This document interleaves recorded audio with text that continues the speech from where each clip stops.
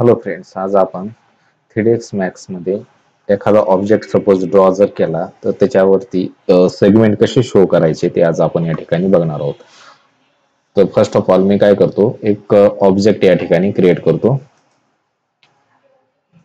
एक box draw करून घेतो. आपण सेगमेंटचा यूज एखादा ऑब्जेक्ट डिवाइड करण्यासाठी किंवा मल्टिपल पार्ट मध्ये त्याला कन्वर्ट करण्यासाठी आपण त्याचा यूज करतो. ओके, तर हा एक ऑब्जेक्ट मी या ठिकाणी एक बॉक्स ड्रॉ केलेला आहे. आता ह्याच्यावरती मला सपोज सेगमेंट शो करायचे असतील. आता हा सिंगल सेगमेंट मध्ये आहे हा ऑब्जेक्ट.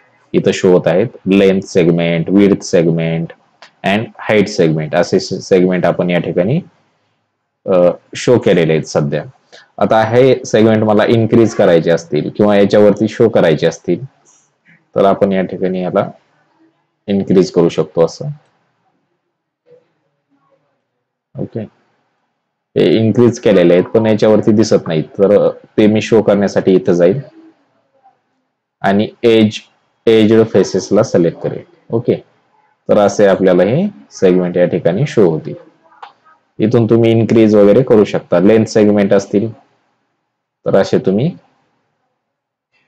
इन्क्रीज या डिक्रीज करू शकता. ओके, जेवढे तुम्हाला सेगमेंट पाहिजे असतील किंवा विड्थ सेगमेंट असेल तर त्या पार्ट विड्थला तुम्हाला नंबर ऑफ पार्ट मध्ये डिवाइड करायचं असेल तर तुम्ही जशी तुमची रिक्वायरमेंट असेल तसं सेगमेंट तुम्ही या ठिकाणी घेऊ शकता. ओके, हे असे शो होतात.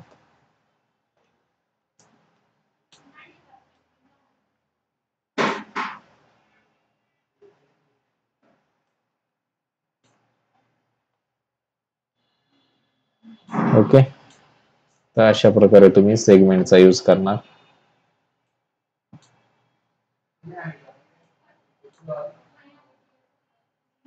इन्क्रीज डिक्रीज करायचे असतील तर इथून करा.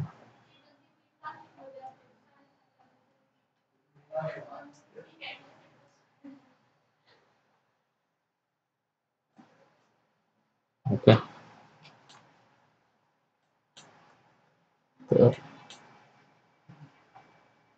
तर आज या ठिकाणी आपण सेगमेंट हा टॉपिक कव्हर केलेला आहे.